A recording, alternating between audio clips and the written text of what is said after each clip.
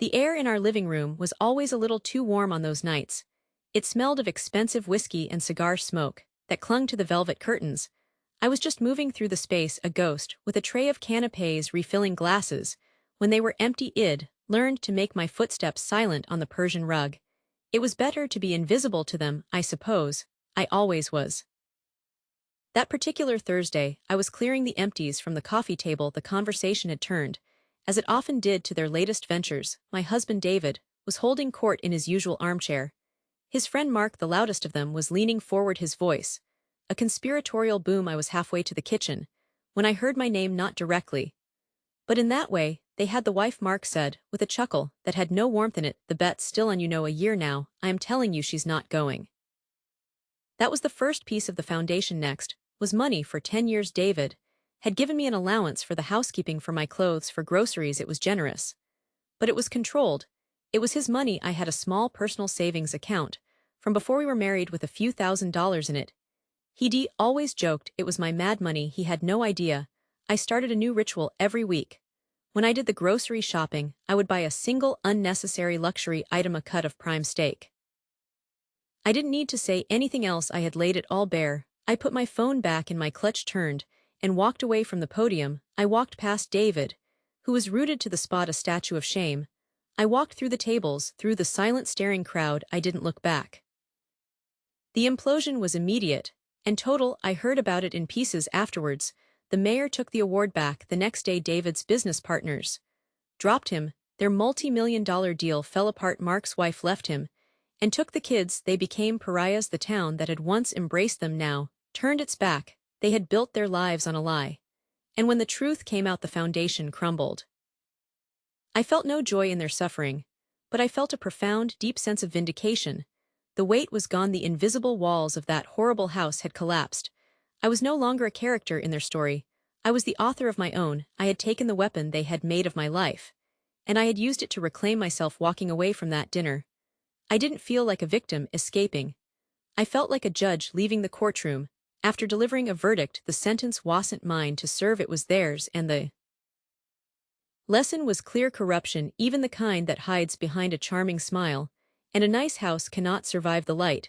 And sometimes the most powerful act of self-liberation is to simply turn on the switch.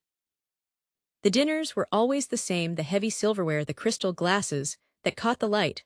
Just so, the low hum of conversations that weren't really conversations at all. They were performances. And I had my part down perfectly: smile, nod, laugh at the right moments, but not too loudly, be a pleasant background noise, a piece of the scenery, like the expensive art on the walls. He introduced me as his wife, but the way his business partners looked at me, it was like I was another one of his acquisitions: a nice car, a watch, a pretty wife, something to be displayed to signify success, but with no real engine of its own. I remember, one night distinctly, Robert, his oldest friend and most frequent investor, was there. He had a bit too much to drink, and he clapped my husband on the back. "You landed a good one, Mark," he slurred, gesturing with his cigar towards me. "Beautiful, quiet nose. Her place doesn't bother you with the details." And Mark, my husband, had just smiled this slow, condescending smile.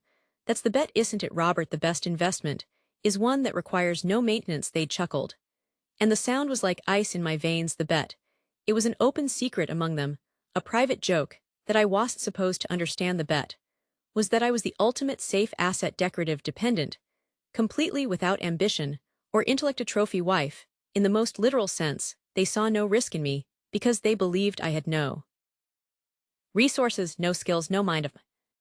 What they never saw was that I was always watching all those years, sitting quietly at these dinners. I wasn't just arranging the food on my plate. I was absorbing everything. I listened to the way Mark talked about leveraged buyouts, about finding the weak link in a competitor's supply chain, about the art of the hostile takeover. I saw the spreadsheets he left open on his study computer late at night. I learned the names of his key clients, their quirks, their frustrations. I knew which accounts were the most profitable. A bottle of very good wine, an expensive cheese, and I would pay for it in cash. Then I would return it at a different branch of the same store. A few days later, the refund I asked for in cash. It was a slow, careful laundering of my own allowance, creating a paper trail of groceries that never made it home, building a secret cash reserve in a small lockbox I hid in the back of my closet. It was my escape fund. And which ones were hanging by a thread, because Mark had gotten lazy taking their loyalty for granted. My mind, which they thought was filled with nothing more than thoughts of my next spa day, was a live wire. It was a vault of his most sensitive information, and the combination to that vault was their own profound disrespect. The moment the idea shifted from a fantasy to a plan, was a quiet one. It wasn't dramatic. I was in the garden cutting flowers for a vase, and it just clicked into place, leaving him. That would have been what they expected, the emotional wife making a messy, but ultimately inconsequential scene. I'd get some alimony and he'd go on his business. Intact, his ego barely bruised. He might even joke about it. With Robert, the cost of upgrading, he'd probably say no. If I was going to leave, I wasn't just going to walk out the door. I was going to take the doorframe with me. I was going to hit them where they lived, where they breathed, where they measured their entire worth, their wallets, their professional pride. The plan began with a single focused objective: to orchestrate a checkmate, not in the bedroom, not in the courtroom, but in the boardroom. I started with what I knew best: his arrogance. He was vulnerable because he thought he was invincible. Specifically, he was vulnerable with Apex Global. His single biggest client, Apex, accounted for nearly 40% of his firm's revenue. Mark had gotten comfortable with them. He'd started nickel-and-diming them on consulting fees, delivering reports late, assuming that because they'd been with him for a decade, they'd never leave. I'd heard the Apex CEO David Chen complain about it at a charity gala. Mark had brushed him off, but I saw the flicker of genuine annoyance in David's eyes. That was the crack, and I was going to widen it into a canyon. I couldn't do it alone. I needed an ally on the outside. This was the most dangerous part: one wrong move, one hint of my intentions reaching Mark, and it would all be over. I chose his most formidable competitor, a woman named Elena Vance. Her firm was smaller, more agile, and she had a reputation for being ruthless, but fair. More importantly, she despised Mark. He'd beaten her out on a major contract years ago, with what she considered underhanded tactics. I reached out through a secure, encrypted channel. I proposed a meeting, under a false name, in a neutral location, a private reading room at the city library. I'll never forget the look on her face when I walked in, the surprise, then the quick calculation. "You said her voice low. "I know you." I sat down, and I didn't mince words. I laid it all out. I told her about the bet. I told her about Mark's complacency with Apex Global. And then I gave her the key. I handed her a memory stick. It was something I'd compiled over months: detailed analysis of where Mark's team was underserving Apex, copies of internal communications showing his dismissive attitude towards their concerns, and most damningly, evidence that he was subtly overbilling them on several long-term projects. It was corporate treason of the highest order. Elena studied me for a long time. Why, she finally asked, "Why would you burn your own life down?" I began to document everything. I started a journal, but it wasn't a diary of feelings. It was a logbook. I noted the dates and times of their gentlemen's evenings. I recorded as verbatim as I could the disrespectful comments, the time Mark said my degree in art history was a nice hobby, the time David joked about my incurable naivete, when I suggested donating to a local shelter. I used the voice memo app on my phone, activating it discreetly in my apron pocket. Before I entered the room, I told her the truth. They think it's already ash. They think I am part of the furniture. I am just proving that furniture can have a very sharp edge. We formed a quiet, brutal alliance. The plan was simple. Elena would use my information to approach David Chen at Apex. She would present herself as a more attentive, more ethical alternative. She would offer a comparable service package at a slightly lower rate, but with a guarantee of senior-level attention on the account, something Mark hadn't provided in years. I, from the inside, would ensure that Mark remained oblivious. I'd distract him with talk of renovating the summer house, of planning a lavish trip. I'd play my part to perfection, the doting, simple wife who only cared about the trappings of his success. The weeks that followed were a masterclass in tension. I lived a double life. By day, I was the same woman I'd always been. By night, I was a strategist communicating with Elena, fine-tuning the approach. I watched Mark become increasingly agitated as whispers reached him that Apex was reviewing their contract. He'd pace his study, yelling at his junior partners on the phone, "It's a negotiating tactic." He'd roar, "They're just trying to squeeze us on price." He was so blind he couldn't see that it was about respect, and I, the person he never thought to respect, was the one pulling the strings. The day of the checkmate was a Tuesday I remember because the housekeeper had just left, and the house was unnaturally quiet. Mark's phone rang. I was in the next room arranging those same flowers, my hands perfectly steady. I heard his tone change from annoyed to confused, then to a kind of strangled panic. He was getting the call from David Chen himself. The call to inform him that effective immediately Apex Global was terminating its contract and moving its entire business portfolio to Vance Consulting. The silence after he hung up was thicker than any sound. I walked into his study. He was staring at his phone, as if it had bitten him. His face was pale. We lost Apex. He whispered almost to himself, it's impossible. How did Alina know? She knew things, internal things. That's when I spoke. My voice was calm level. It wasn't loud, but it cut through the silence in that room like a scalpel. I told her, I said. He looked up at me, his brain struggling to process the words. What? I provided Alina with all the information she needed, the billing discrepancies, your team's internal memos about Apex being a cash cow. We can milk all of it. Was building a case, not just for a lawyer but for myself, a reminder of exactly why I was doing this. The confusion on his face slowly morphed into a dawning horrific, understanding the bet, the years of condescension, the quiet wife in the corner, it all clicked together in that moment. And the impact was physical. He actually stumbled back a step, grabbing the edge of his desk. For support, you betrayed me. I almost laughed. You bet on me being weak. You built your entire perception of me on the idea that I was incapable of this. This isn't betrayal, Mark. This is just me calling your bluff. You lost the bet. The aftermath was a swift, brutal, unraveling. The loss of Apex Global triggered clauses in his other contracts. Key employees, sensing the ship was sinking, jumped to Alina's firm, which was now flourishing. His investors, led by Robert, pulled their funding. They were fair-weather friends. And a storm of this magnitude was something they wanted no part of. Within 6 months, his business, the empire he had built his identity upon, was a hollowed-out shell. Our divorce proceedings were a mere formality with the business. In ruins, his assets were vastly diminished, but my lawyers, armed with the knowledge I had of his hidden accounts and offshore holdings, ensured I received exactly what I was owed and then some. The last time I saw him was at the final settlement meeting. He looked small. The expensive suit now seemed to hang on him. The confidence was gone, replaced by a hollowed-out shock. Robert wasn't with him. None of his friends were. I stood up to leave, and he looked at me, and I saw it there finally, not just anger, but a kind of terrified respect. I didn't go back to the house with the heavy silverware. I used my settlement to do 2 things. The first was to invest heavily in Alina's firm. I am now a silent partner, a very wealthy one. The second was to start my own venture capital firm, focused on funding businesses, led by women, whom others have underestimated. I have an office with a view of the city, a view he always wanted, but never quite achieved. Sometimes I think about that empty study, the silent phone, the friends who vanished. He lost everything. He valued his fortune, his status, his illusion of control.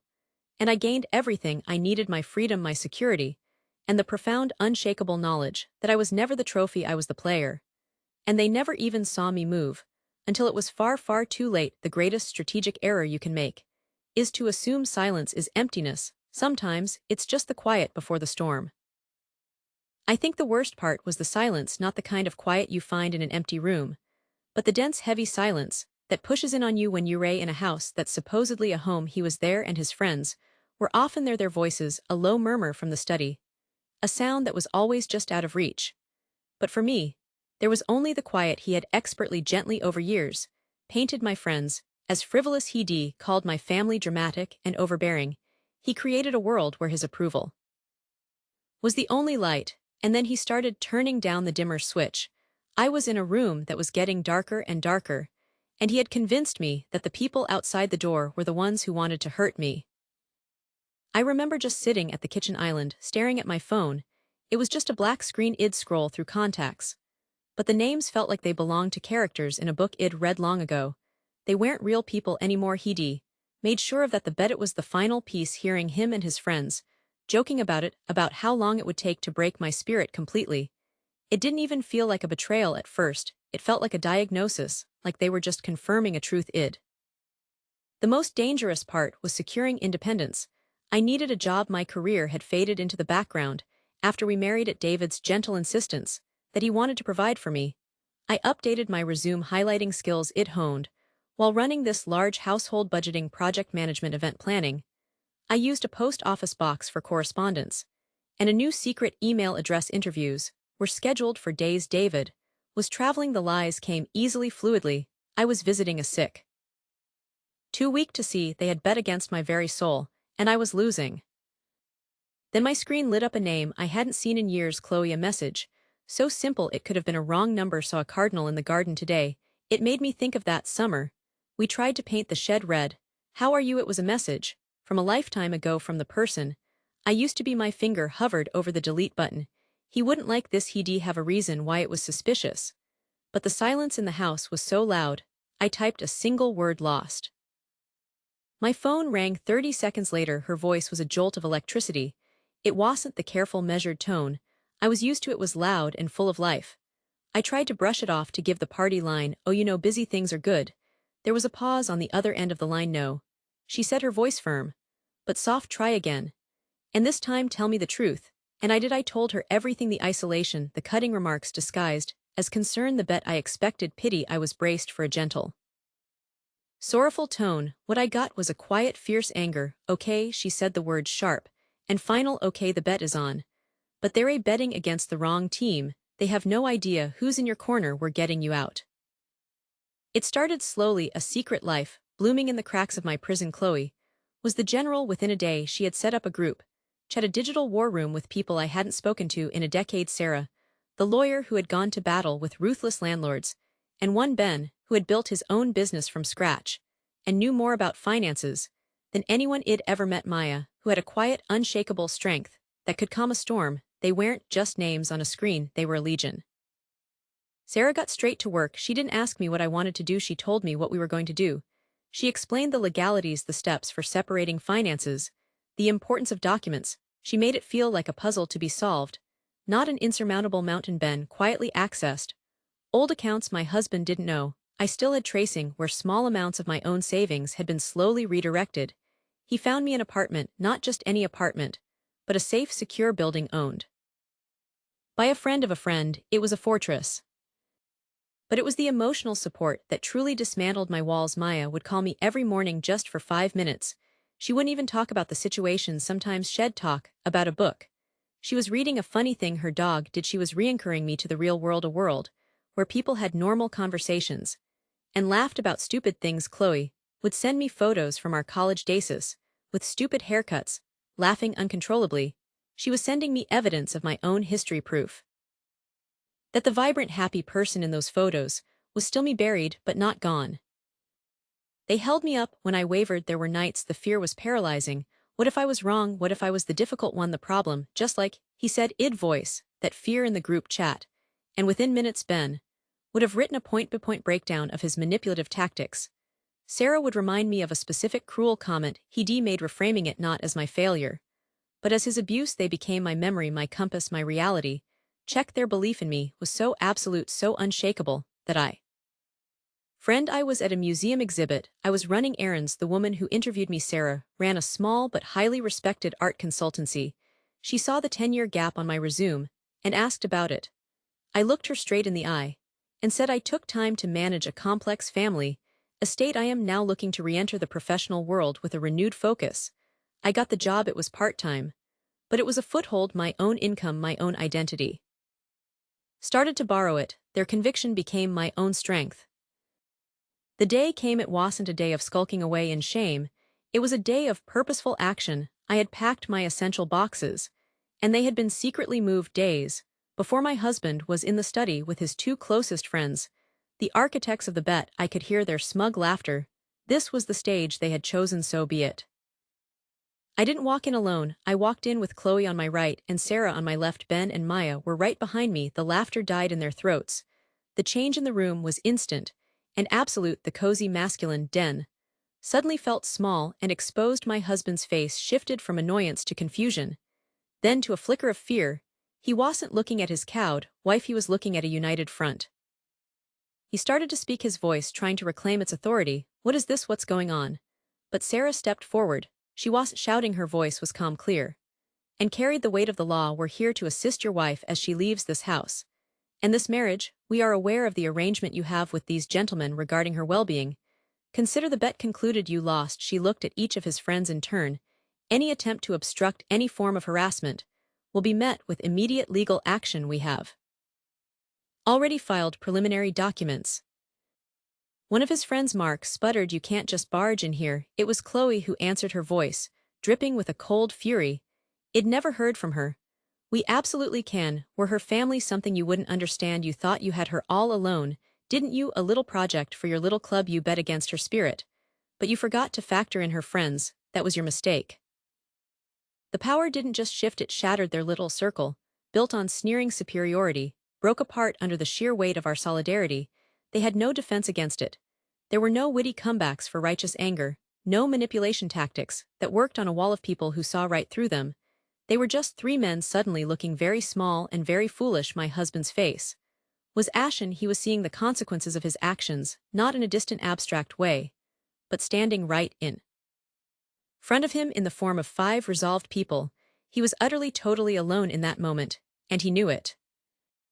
I didn't say a word, I just looked at him, and for the first time I felt nothing, no fear, no anger, just a profound stillness.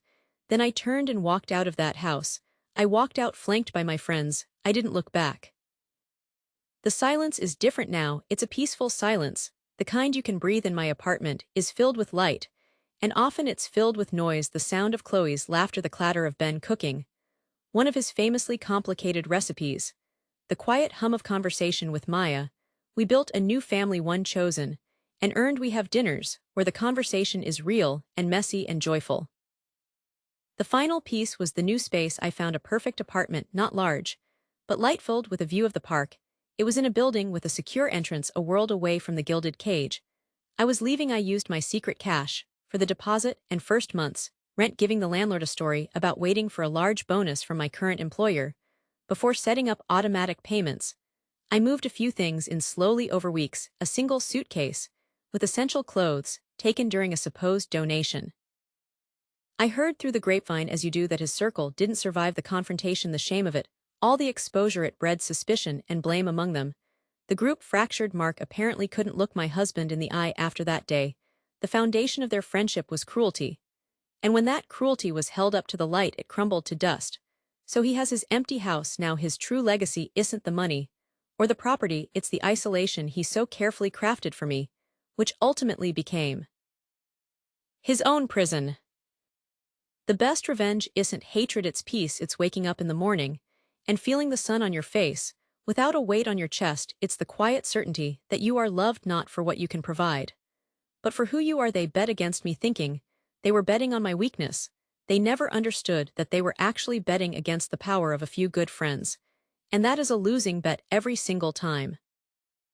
The game began the moment I understood the rules. It wasn't a game of chance or brute force. It was a game of perception. I became an observer, a silent student of human weakness. I watched my husband David and his three closest friends. I studied them like specimens under glass. I learned the rhythm of their laughter, the specific tone they used when they felt superior. I cataloged their insecurities. Mark, the loudest one, was the most fragile. His entire personality was a performance to mask the fact that he secretly believed he was the least intelligent in the room. His jokes were always at someone else's expense, a preemptive strike against any potential criticism.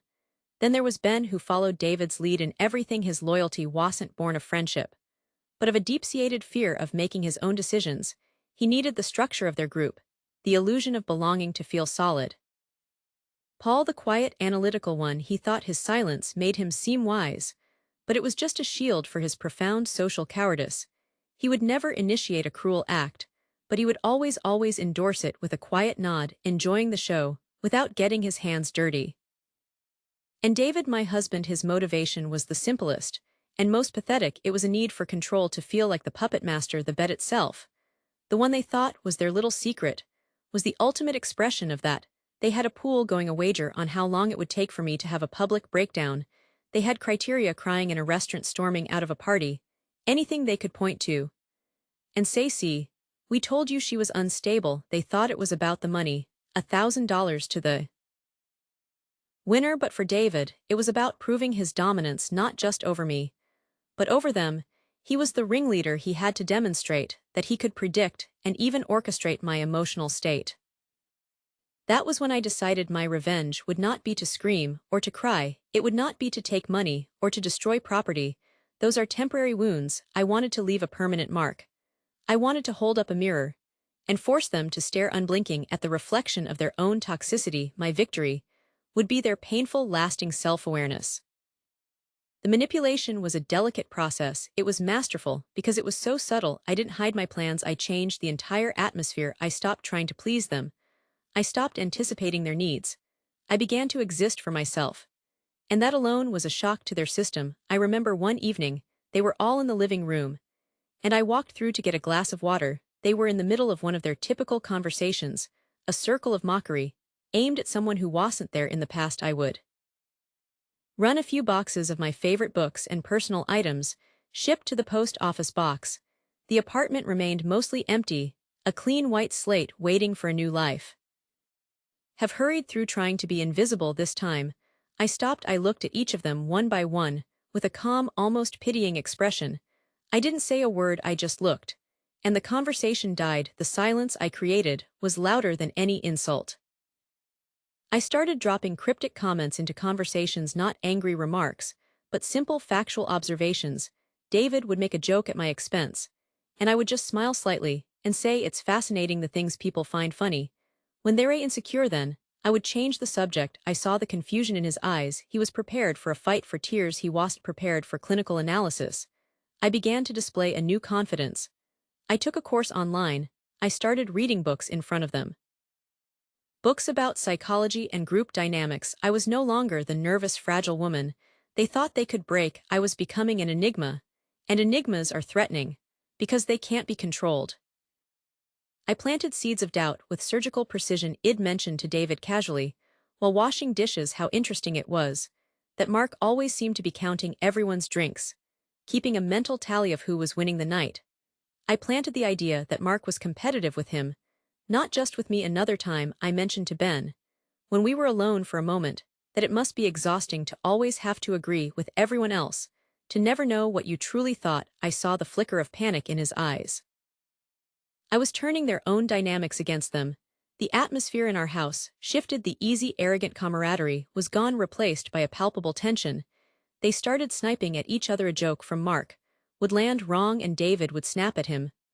Ben would look nervously between them. Paul would just sink deeper into his silence.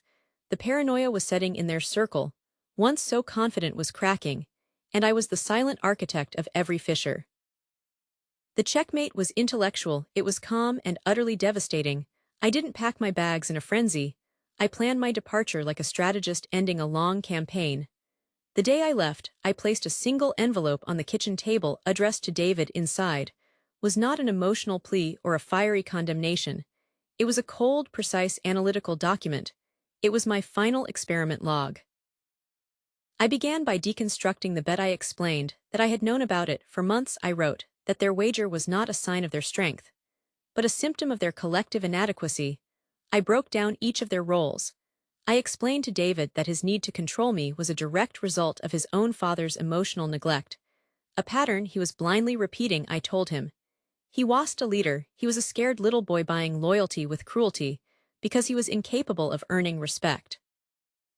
I turned to Mark. I wrote that his relentless mockery was a transparent attempt to deflect from his own intellectual insecurities, that his greatest fear was being ignored, and his greatest achievement was being tolerated. For Ben, I explained that his sycophantic loyalty was a prison of his own making, that he clung to David because he was terrified of the emptiness he would find if he ever stood alone. And for Paul, I saved a particular kind of scorn. I wrote that his silent complicity was many ways the most cowardly act of all, that he enjoyed the cruelty from a safe distance, a voyeur of conflict, too weak to participate, and too morally bankrupt to object. I predicted everything. I wrote that now that I was removing myself from the equation, the fragile structure of their friendships would collapse without me.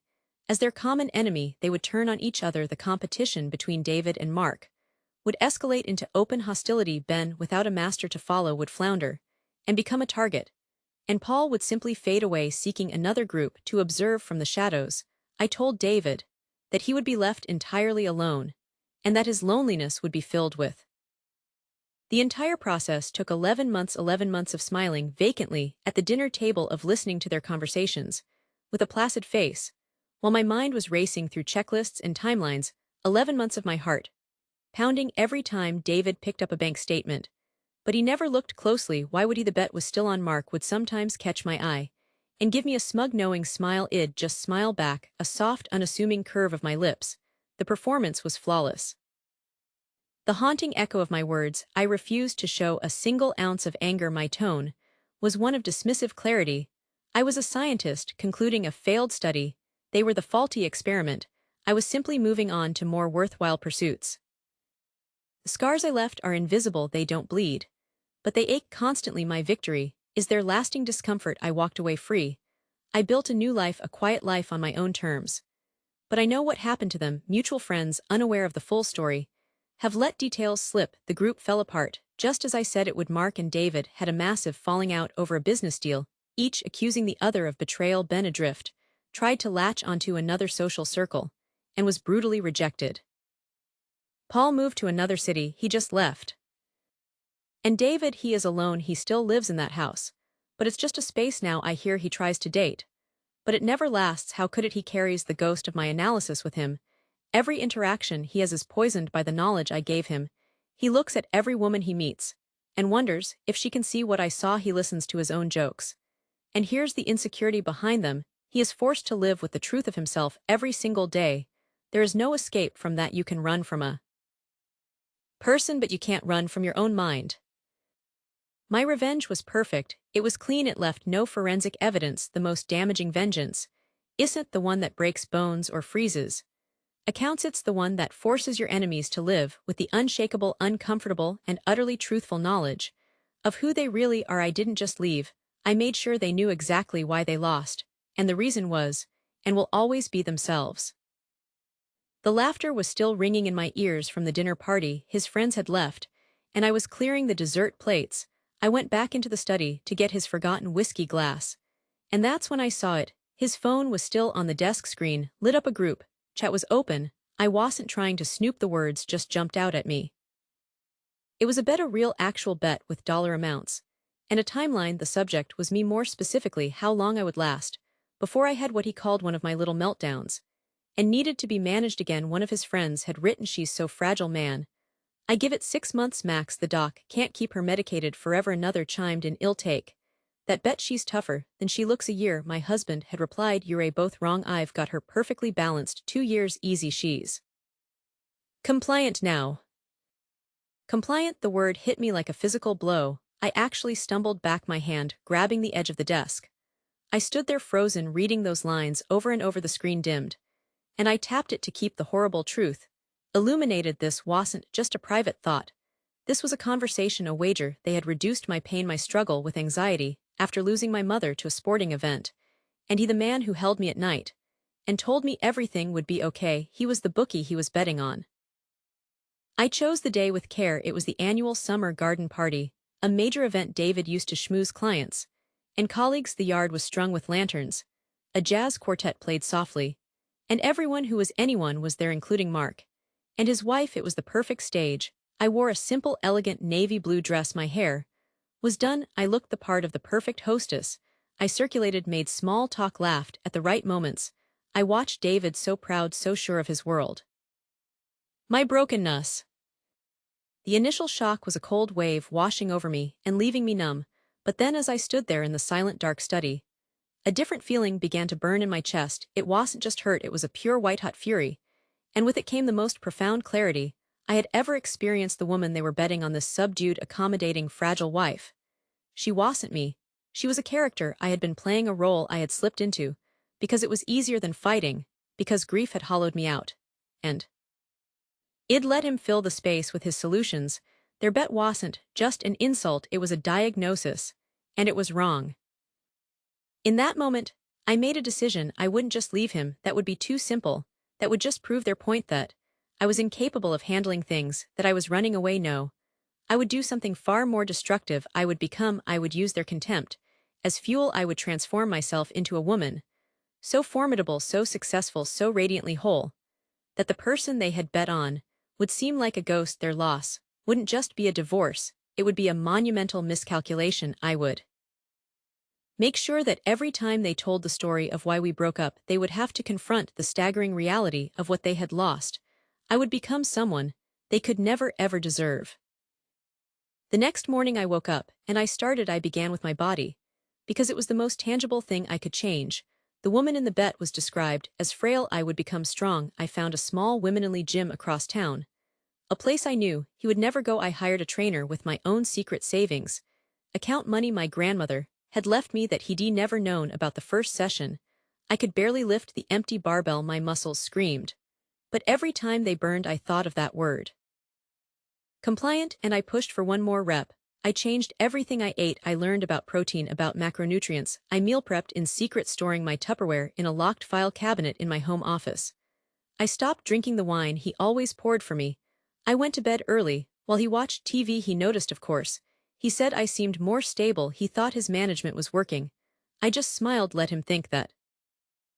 While my body was changing, I started working on my mind. The bet said I was fragile. I would become unbreakable. I quietly enrolled in an online certification course for project management, a field I'd been interested in. Before I'd let my career fade away, I studied. After he fell asleep with a textbook on my lap and headphones on, I passed the exam with a score in the top percentile.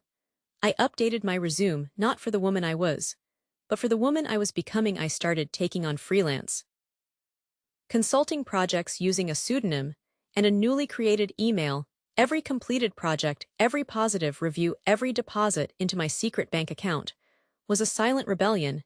It was a brick I was laying in the foundation of my new life. I rediscovered things I had loved before him. I started painting again. I'd set up a small easel in a storage unit I rented under a fake name. I'd go there for hours on weekends telling him I was running errands. The smell of turpentine and the feel of a brush in my hand felt more like home than our house ever had. I started reading philosophy instead of the fluffy novels he bought me. I was rebuilding myself from the inside out, piece by piece. It was a lonely process. There were days the isolation was anywhere. She doesn't have the spine for it. When the party was at its peak, around sunset, when the laughter was loudest and the champagne was flowing, I made my move. I saw David and Mark standing together near the rose bushes, clinking glasses. I walked over to them, my posture perfect, my face a calm mask. Crushing, but the loneliness was a clean pain, unlike the suffocating feeling of being pitied and bet against in my own home. This pain was productive. It was the fire refining me. A year passed. The woman in the mirror was a stranger. But she was a stranger. I was proud of my arms were defined. My posture was straight. I had doubled my freelance income and was being headhunted by a major firm. The 2-year mark of his bet was approaching. I knew it was time. I planned it for a Tuesday. Tuesdays were always his golf night. I hired movers to come at exactly 6 p.m.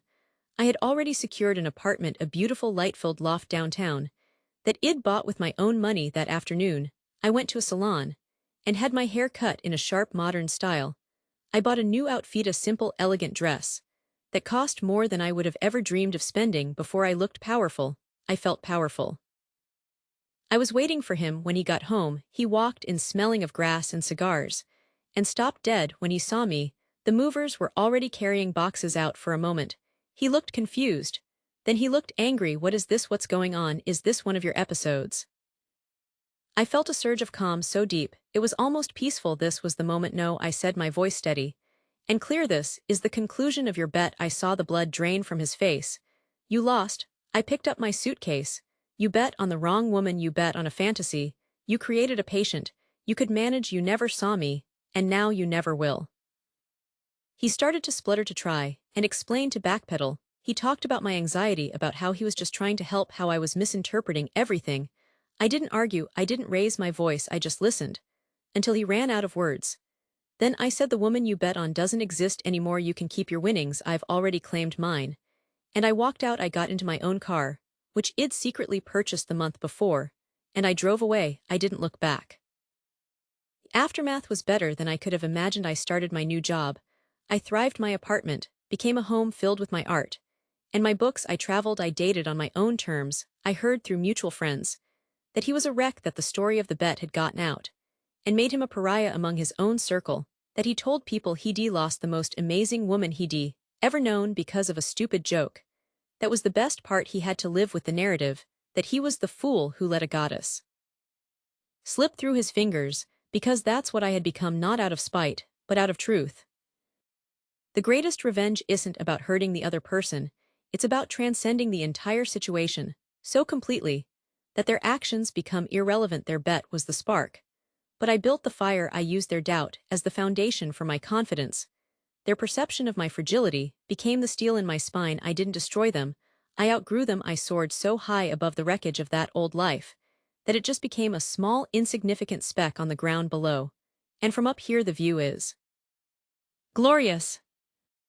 David, I said, my voice clear and carrying just enough to cut through their conversation. Mark, I have something for you. The uniform cheerfulness in the restaurant was starting to feel like a physical pressure. Another toast was raised, another round of booming laughter. I kept my smile perfectly in place, a practiced, graceful curve of my lips that had become my armor. Across the table, my husband David clapped his friend Mark on the back, celebrating some new obscenely profitable venture. They were all there, the inner circle: Mark the loudest, Stephen the sycophant. And then there was Julian. I'd always thought of Julian as the quiet one, David's business partner, the numbers man. He never quite bellowed with the same force. His laughter always seemed to arrive a heartbeat, laid a polite echo, rather than a genuine sound. That night, as David recounted the story of the bet, for what felt like the 100th time I saw it, David was in his element, his voice dripping with condescending affection. And I said to the boys, gentlemen, I bet you my annual bonus I can turn this little mouse into the perfect society wife. Within a year, the table roared, but Julian's eyes for just a fleeting second met mine, and in them, I didn't see amusement. I saw a flicker of something else, not pity exactly, more like recognition. A shared understanding of the grotesque performance we were all trapped in. Then he looked down, adjusting his cufflink, and the moment was gone, but the crack in the wall had been spotted. It was a week later, a forgotten scarf left behind after one of their tedious dinners. David told me to call Julian, to have his assistant drop it off. I decided to do it myself. I found myself standing outside the sleek modern office building that housed their company, my heart hammering against my ribs. This was a risk, a colossal risk. What if I had misread that look? What if he was just a more subtle monster than the others? His office was everything David's wasn't: minimalist, quiet walls lined with books instead of boastful accolades. He looked up from his desk, surprised. To what do I owe the pleasure? He asked, his voice even. I held out the scarf. You left this. As he took it, our fingers brushed, and I decided to leap. My voice was barely a whisper. It must be difficult. He froze, the scarf dangling from his hand. What must be difficult? Listening to that story, the bet, over and over. I imagine it's as tiresome for you as it is for me. I held my breath, watching his face. The carefully neutral mask didn't crack, but his eyes did. They narrowed slightly, assessing me with a new intense focus. He didn't confirm or deny. He simply said, David has a unique way of remembering things. He often omits the contributions of others. And there it was, the grievance, not a moral outrage on my behalf, but a personal, professional resentment. It was a start. I took another step into the room. He omits, he exaggerates, he takes credit, he wagers people like they are racehorses. I saw a muscle twitch in his jaw. I have information. I said the words, feeling dangerous and thrilling on my tongue, a great deal of it, about his habits, his secret accounts. He thinks I don't know about his vulnerabilities. Julian leaned back in his chair, steepling his fingers. The silence stretched. And what would you do with such information? He finally asked. I want out, but I won't leave with nothing. I won't slink away like a punished child. I want to leave him, as he made me feel exposed and powerless. I met his gaze squarely. But I can't access what I need. I'm watched. My spending is monitored. I have no resources of my own. David turned, a slightly annoyed look on his face. Can it wait, darling? We're discussing the Henderson merger. He stood and walked to the window, looking down at the city. David is poised to push me out of the company we built together, a series of shady maneuvers, hidden votes.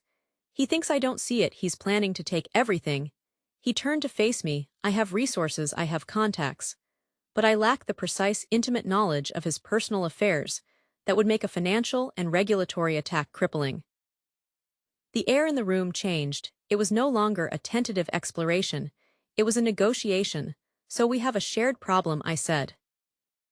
A shared problem requires a coordinated solution, he replied. And just like that, the pact was formed not on a handshake, not on a signed paper, but on a cold, clear understanding of mutual benefit.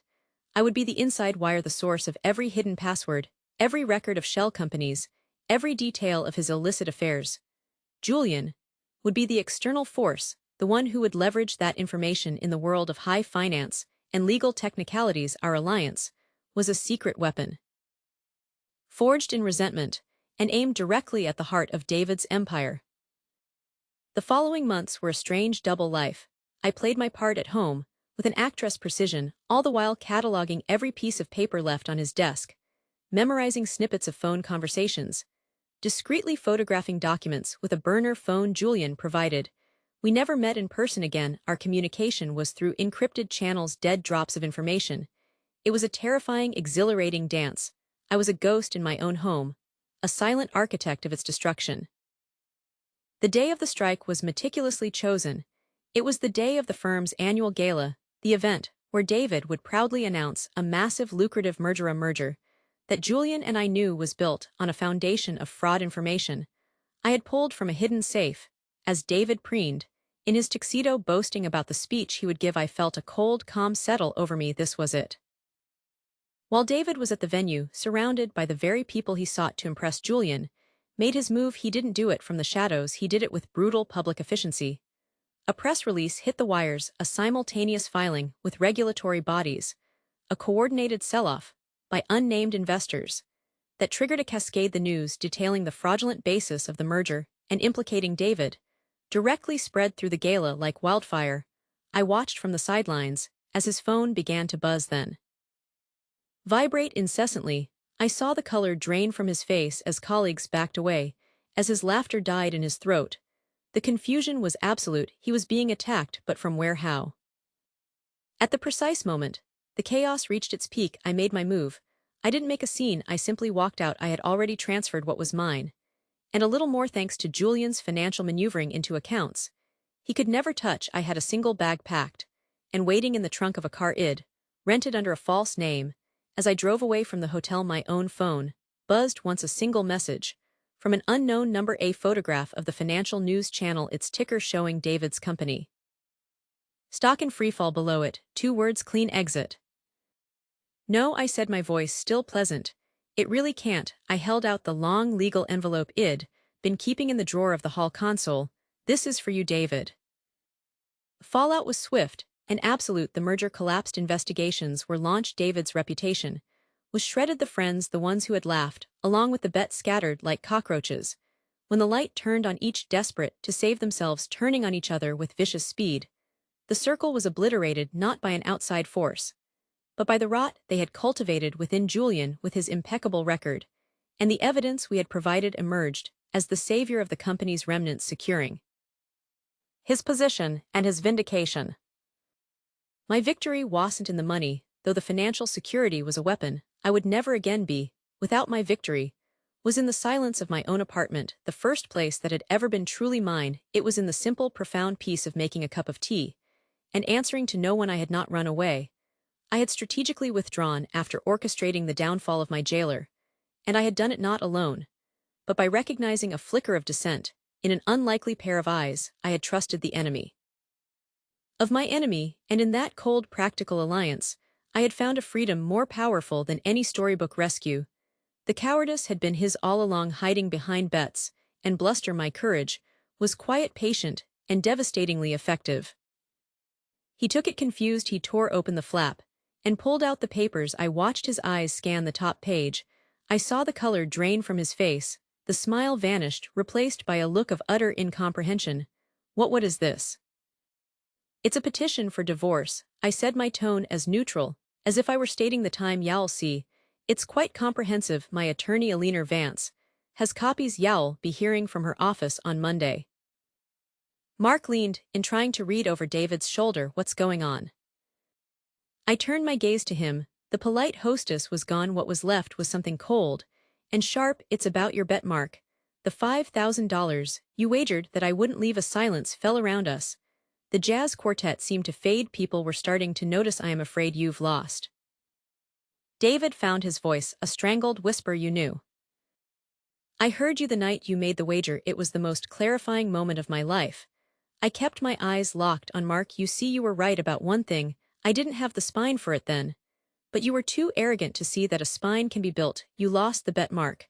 But your real loss, both of yours, is just beginning. I stopped just outside the doorway, the cold sweat of the glasses seeping into my fingers. David laughed, a rich, easy sound I'd once found comforting. Of course, she want, he said. Where would she go? This is her life, she's comfortable.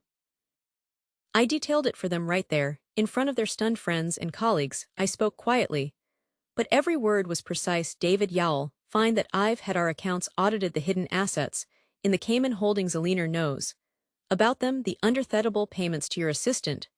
They're a documented. You're facing not just a divorce settlement, but a significant tax fraud investigation. Your reputation as a shrewd businessman is about to become a reputation as a fraud. I turned back to Mark. And your firm's largest investor is David, with his assets frozen. And his name toxic. That investment vanishes. I've taken the liberty of forwarding some of my audio recordings to the partners at your firm, the ones where you discuss insider trading with such casual flair. I don't imagine they'll look kindly on that. The shock on their faces was absolute. The smugness had been replaced by a dawning, terrifying horror. David's hands were trembling so badly. The papers rustled. Mark just stared, his mouth agape, his face a sickly gray. The crowd around us was utterly silent. The illusion of their perfect world had shattered, and I was the one holding the hammer. I didn't wait for a response. I turned and walked through the parted crowd. I didn't look back. I walked straight through the house, out the front door, where a taxi was waiting right on schedule. I got in and gave the address to my new apartment. The aftermath unfolded exactly as I'd predicted. The divorce was swift and brutal. With the evidence I provided, David had no leverage. He lost the house, a massive portion of his assets, and most importantly his reputation. The tax investigation crippled him financially, the story of the bet and the subsequent fallout became a juicy piece of gossip in our social circle. He became a cautionary tale, a figure of pity and ridicule.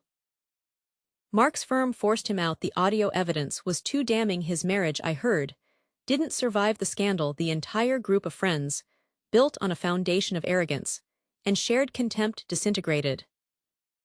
Now I sit in my quiet apartment. The morning sun streams through the bare windows. The space is mostly empty, but it's mine. The silence isn't lonely, it's peaceful. It's the sound of my own thoughts, my own life. I have my job at the consultancy. I am rebuilding my career on my own terms. There is no hum of condescending conversation, no smell of cigar smoke, just peace. The true loss for them wasn't my leaving, it was their catastrophic failure to see the strength that was growing right under their noses. They mistook quietness for weakness, dignity for docility. They believed disrespect was a cost-free indulgence. But I showed them the price tag, and it was devastating. Their loss was everything. My gain was simply myself, and that was everything I needed.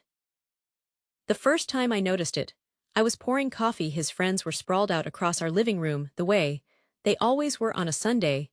The air was thick with the smell of stale beer, and that particular brand of cologne they all seemed to share. I was moving around them, clearing plates, refilling mugs, a ghost in my own home. I'd gotten used to that feeling, the sensation of being a piece of furniture that occasionally served a purpose. Mark, his best friend, was holding court. He was laughing about something, his voice too loud for the hour. And then he clapped my husband on the back. You've got it made, man. A wife who doesn't complain. You hit the jackpot. My husband David just grinned. He didn't look at me. He raised his beer bottle in a mock toast to Mark. Told you, I knew what I was doing. There was a round of laughter. I remember the coffee pot feeling suddenly very heavy in my hand. It was a joke, right? Just the kind of crude locker room. Mark slapped the arm of the sofa. See, I told you 5,000 says. She's still here this time. Next year, putting your slippers by the fire. She's a fixture. Banter I was supposed to ignore. I forced a smile, a tight little thing that felt like it might crack my face, and went back to the kitchen. But the comments kept coming. They were like little drops of water, each one insignificant on its own. But over time, they started to wear a groove. She's so quiet, one of them would say, and David would chuckle. Yeah, she knows her place. It was always framed as a compliment, this idea that I was so easygoing, so undemanding. But the word they never said, the word that hung in the air between all their jokes, was lucky, as if I was the lucky one, as if his presence in my life was the grand prize. and my role was simply to be grateful for it. I tried to talk to him about it once after everyone had left when the house was finally quiet, except for the hum of the dishwasher. I said his friends made me feel uncomfortable, that their jokes felt pointed. He looked at me with such genuine bafflement. Babe, that's just how they are. They're a joking, they like you, they think you're a great. He pulled me into a hug. You're a being too sensitive. This is what a normal social life looks like. And I wanted to believe him. I wanted so badly for it to be my fault, for my sensitivity to be the problem, because that was a problem I could fix. So I tried to be less sensitive, I tried to laugh along, I tried to shrink myself even further to fit into the space he and his friends had allotted for me. The isolation grew. It wasn't a dramatic thing. It was the slow, quiet closing of doors. I stopped suggesting we do things on the weekends, knowing his friends would inevitably end up on our couch. I stopped talking about my day at work, because his eyes would glaze over before I finished the first sentence. Our conversations became logistical. What's for dinner? Did you remember to pay the electric bill? We were roommates, co-managers of a shared space. The intimacy, the quiet understanding that had been the foundation of our early years had been replaced by this hollow camaraderie he shared with his friends. I felt myself becoming a stranger in my own life, playing a part written by someone else. The moment everything changed was a Tuesday. I'd come home early, with a migraine, the kind that makes light feel like a physical assault. The house was supposed to be empty, but as I was slipping off my shoes in the hallway, I heard voices from the study. David and Mark. I was about to announce myself to retreat to the bedroom when I heard my name. No, seriously, man, Mark was saying, his voice slurred with midday drinks. I still can't believe it. 10 years you actually pulled it off. David laughed. It was a rich, confident sound I hadn't heard directed at me in years. I told you she's not going anywhere, she's comfortable. The words didn't just sting, they landed like a physical blow right in the center of my chest. The humiliation was a hot, sharp flush that went all the way to my fingertips. For years I'd accepted the little dismissals, the patronizing smiles, the way they talked about business and politics, as if I were a piece of the furniture incapable of understanding. But this was different. This was a wager, a financial transaction, based on my perceived weakness, my lack of spine, my comfort. Comfortable dude, she's a saint after that whole, with her family, she's got nowhere else to go, she's locked in.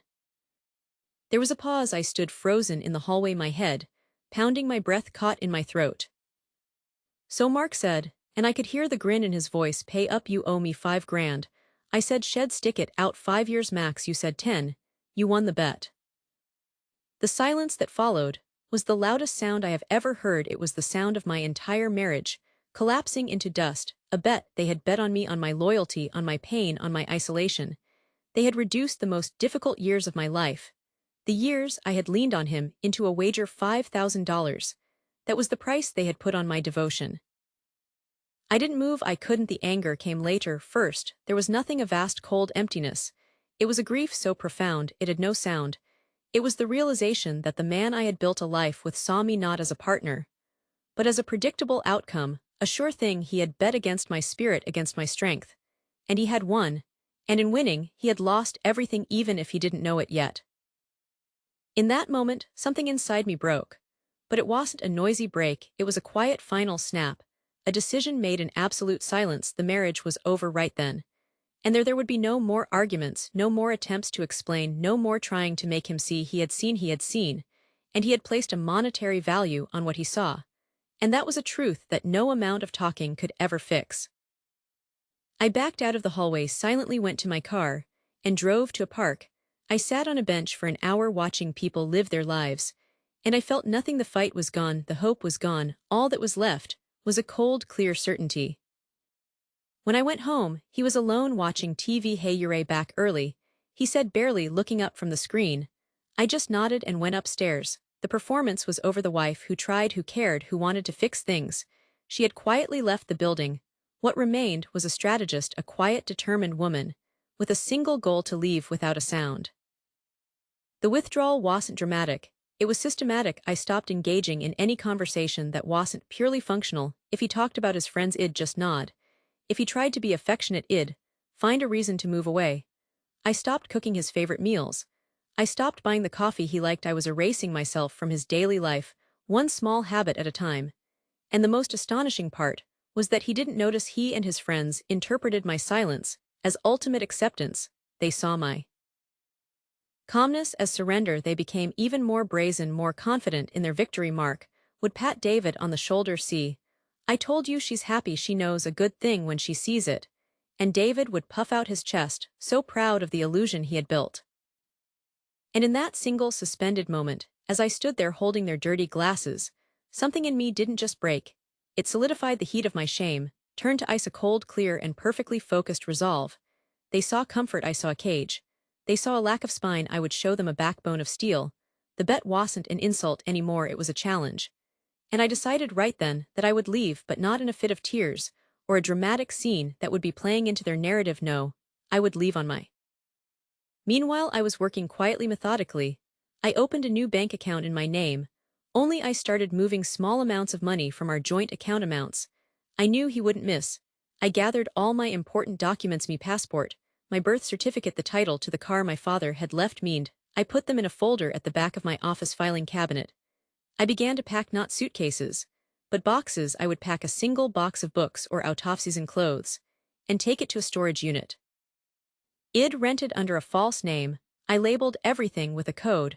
Only I understood I was dismantling a life piece by piece, and he was in the next room laughing with his friends, completely oblivious.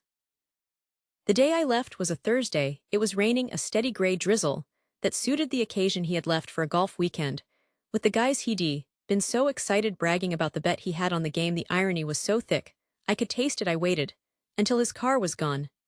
Then, I moved with the efficiency that surprised me. The last of my boxes, the ones with my most precious things, photo albums, my grandmother's jewelry, the letters my mother wrote Muent into the car. I did one final walkthrough of the house. It looked exactly the same. It was his home, filled with his things. I had only ever been a visitor. On the kitchen counter, I left a single sheet of paper. It wasn't a long letter. It didn't explain anything. It didn't list his faults. It simply said, the bet is over, you lose, do not try to contact me. I didn't sign it. He would know who it was from. Then I walked out the door. I didn't look back. I got in my car, and I drove away from that life. The first thing I did was turn off my phone. Then I took the SIM card and dropped it out the window somewhere on the highway. I was a ghost vanishing into the rain. The fallout I heard about later through a mutual acquaintance who felt sorry for me. Apparently, he came home on Sunday expecting to find everything as he left it. He found the note. At first he was confused. Then, as it sank in, he was angry, furious. He called everyone. He showed up at my old workplace.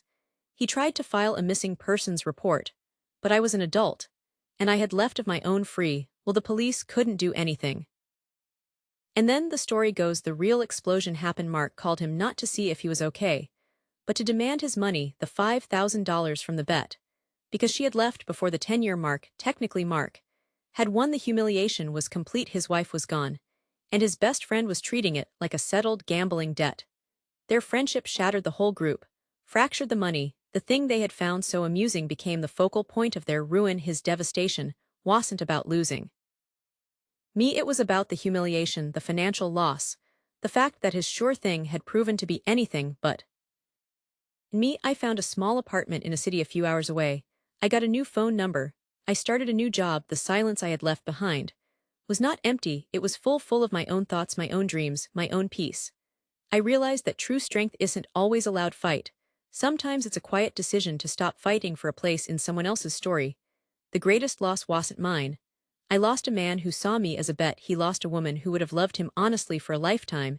He lost own terms. I would make my exit the most calculated, well-executed business decision this room had ever witnessed, and they would lose everything.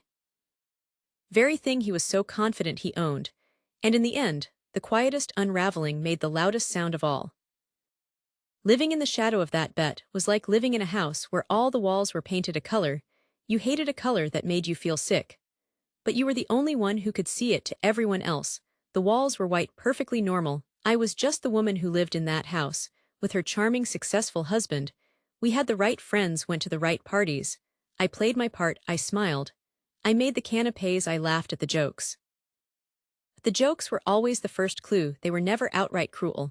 Not at first. They were little needles. Oh, don't mind her. She's just the brains of the operation. My husband David would say slinging an arm around me at a barbecue, and everyone would chuckle. But the way he said it wasn't a compliment, it was a dismissal. It meant she's the serious one, the boring one, I am the fun one. Then there was Mark, his best friend Mark, would always bring up the story of how we met. And David said I am gonna marry that girl, and we all laughed. We thought he was crazy, and they'd all laugh again. But the laughter had a different edge now. I started to hear the echo of that wager in every retelling. It was the foundation of our entire social life. This story, they found so hilarious, my life was their punchline. It was the being talked over that really ground you down. I'd start to say something about a book I'd read, or an idea I had for a trip, and David would pat my hand and say that's nice dear, and then turn back to his friends to talk about golf or stocks. It was so subtle, if you tried to explain it to someone you'd sound paranoid. But it was a constant quiet hum of disrespect that vibrated through every room we were in together. I felt like a ghost in my own life, a character in a play that David and his friends were writing. My lines were pre-approved, my reactions were expected, and my role was to be the stable, slightly dull wife who made his chaotic charm seem even more charming by contrast. The catalyst happened at the town's summer gala. It was the biggest event of the year. Everyone was there. I was wearing a new dress, a deep emerald green. And for the first time in a long time, I felt a flicker of my old self. I was talking to the mayor's wife about a local charity, and I was actually holding my own, feeling articulate. And then David and Mark wandered over, glasses of whiskey in hand. They'd been drinking. I could see that glint in Mark's eye, the one that meant trouble. He slouched against the pillar next to us and said, so David, remember that bet, the one about the, what was it, the 6-month mark? He winked at me, a gross, exaggerated gesture. I still say, I won. You folded way too easy. David's face went pale for a second. He forced a laugh, a hollow sound. Mark, you're a drunk, you're a talking nonsense. He tried to steer him away. But the damage was done. The mayor's wife gave me a puzzled, slightly concerned look. I felt the heat rise in my cheeks. The humiliation was so acute, so public. It was one thing to suspect it in the privacy of our home, but to have it hinted at right there, in front of everyone. That was the moment the last thread of my endurance snapped. I saw my life stretching out before me, an endless series of these little humiliations, these winks and nudges, until I completely disappeared into the role they had assigned me. I couldn't live in the shadow anymore. I decided I was going to become the storm. The next morning, David left for the office as usual, kissing my cheek absently. The performance began the moment the door clicked shut. I went to my laptop, the one I used for managing the household accounts, and I opened a private browser window. My first search was for the top divorce attorneys in the city. I didn't look for the flashy, aggressive ones. I looked for the quiet, meticulous, and ruthless ones. I found her, Eleanor Vance. Her website was understated, but her client testimonials spoke of the shift wasn't dramatic, it was quiet and cold. I stopped feeling hurt and started feeling focused. I stopped being a victim and started being an archivist. I realized that in their arrogance they had left a trail. They were so sure of their superiority, so confident in my ignorance, that they talked freely. My phone became my weapon. I started recording conversations. I'd leave it on the kitchen counter. While David was on the phone with Mark, I'd have it in my purse during their poker nights. The things I heard, the casual cruelty. They had a points system. Points for how quickly he could get me to agree to move in, for how expensive an engagement ring he could get away with, for how soon after the wedding I'd want to start a family. It was all a game. My life, my love, my body was a game to them. I saved text messages. David was careless, leaving his phone unlocked. I found a group chat called The Wager. The messages made me feel physically ill. They discussed strategies. Mark would write, just buy her the damn necklace, man. It's an investment, the return is gonna be huge when you win. And David would reply with laughing emojis. There were photos of me from before I knew, with captions like, the target is acquiring. I collected it all, every text, every audio file, every screenshot. I backed it up in 3 different places. This was my arsenal, this was the truth. I also found an unlikely ally, or at least a witness, Sarah, who owned the flower shop. She was at that summer gala.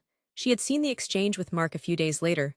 I went into her shop, and she was unusually quiet. As she was wrapping my flowers, she looked at me and said, that was a rotten thing for Mark to say the other night. I am sorry, it was a small thing. But it was validation. It proved I wasn't crazy, that someone else had seen the ugliness. I didn't tell her everything, but I filed her sympathy away. It was a piece of the puzzle, a sign that the community wasn't entirely blind.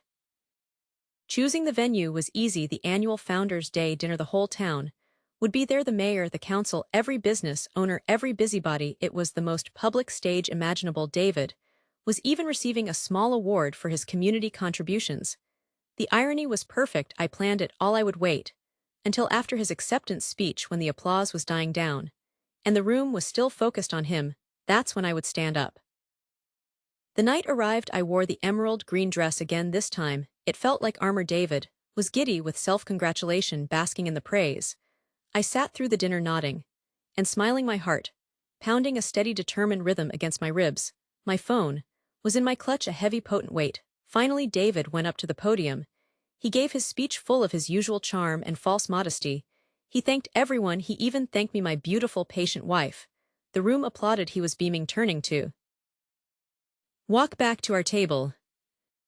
That's when I stood up. I walked to the podium. The applause trickled out, replaced by a murmur of confusion. David looked at me, a question in his eyes, a slight annoyed smile on his face. He thought I was going to hug him, to bask in his reflected glory. Quiet, devastating victories. I made the call from the garden, my voice low and steady. I laid out the situation, not as a heartbroken wife, but as a client. Assets, income streams, the bet. I heard the faint scratch of her pen on paper.